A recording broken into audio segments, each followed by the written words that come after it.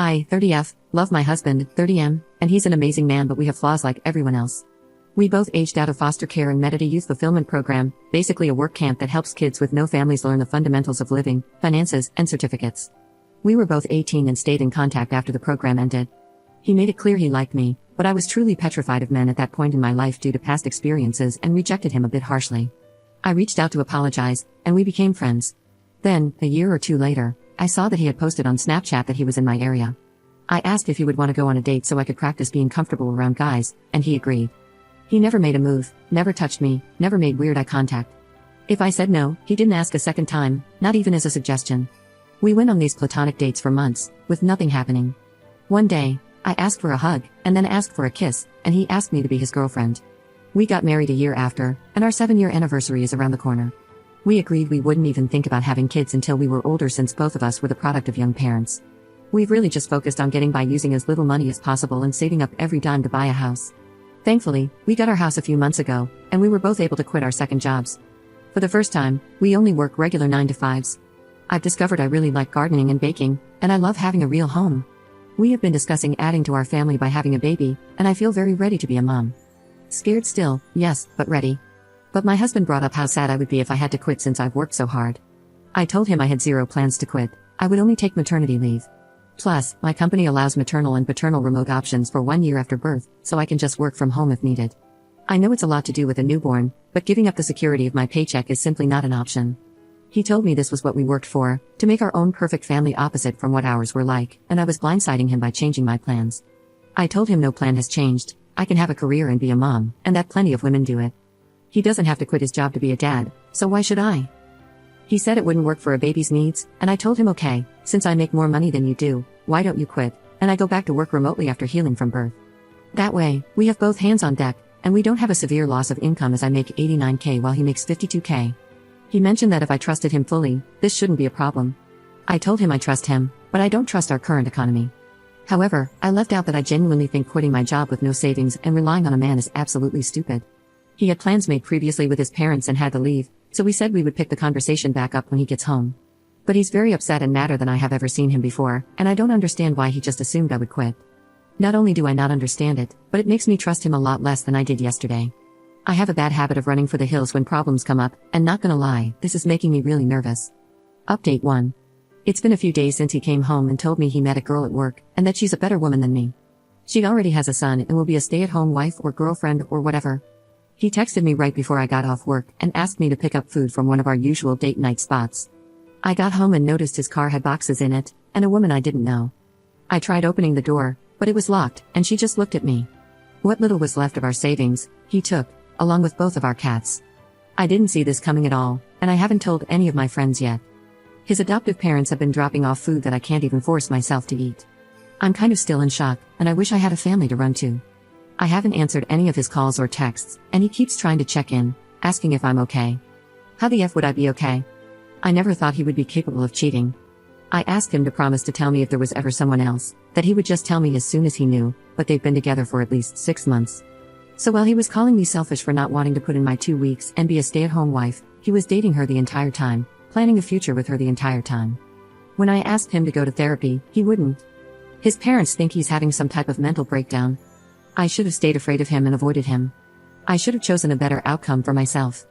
I just feel like the same girl that no one wants to love anymore, all over again. I know what he did isn't my fault.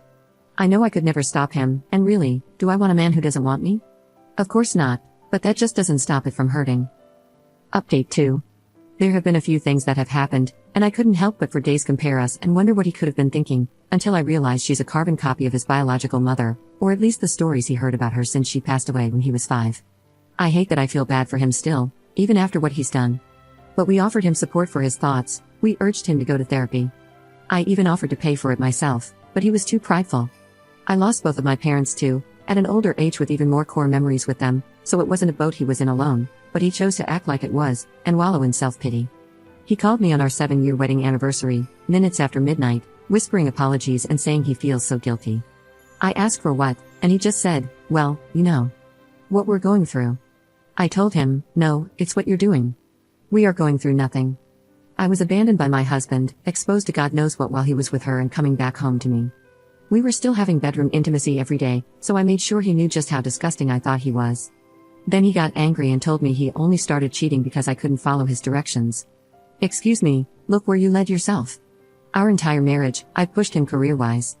Hell, the job he is right now, I applied to on his behalf. Meanwhile, I'm pretty sure he doesn't, or didn't even know what my full job title is.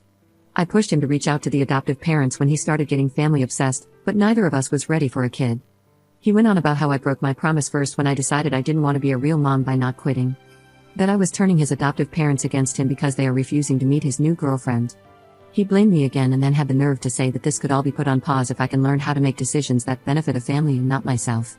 I asked point blank if he was insinuating that we could get back together if I quit my job. He told me yes, I will always love you, but you make things more difficult than needed. I hung up and blocked him on everything. I spent the rest of the night hugging wine in the bathtub and wondering what the hell kind of person I had been sharing my heart with. The next day he went public with their relationship, posting a photo on Instagram, and most of our mutual friends reached out, with my closest friends commenting less than kind things on the photo. As it turns out, he and his new girlfriend have been together for 7, almost 8 months. She is 20, her son is around 2. I reached out to her ex, the father of her son, whom she had left to be with my ex-husband.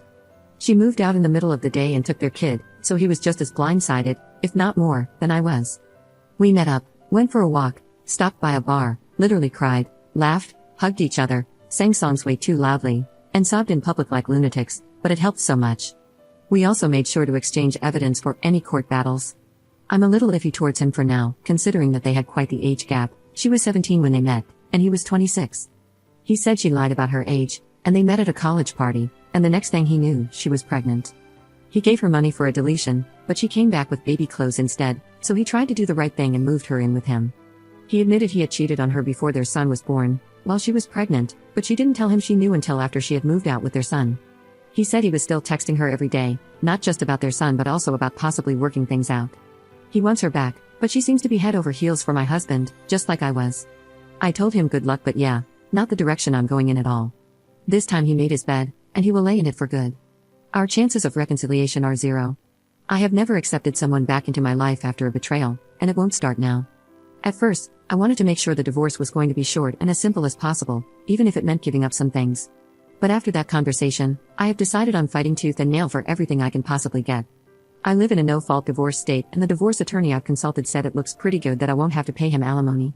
He also told me to look into every single banking transaction in my accounts, as he did not think they got an apartment on his income without some extra cushion, aka my money, and he was right. Last year, my ex-husband told me he got really into stock trading and if he could invest some of my money as well. Guess who was never doing any stock trading, and the screenshots he showed me were all fake, and he had been sending that money to his girlfriend or saving it for their new place. I've been pretty enraged since finding that out. He asked his adoptive parents to ask me to allow him visitation rights to see the cats, after he had to give them back once he realized his new girlfriend was allergic to them.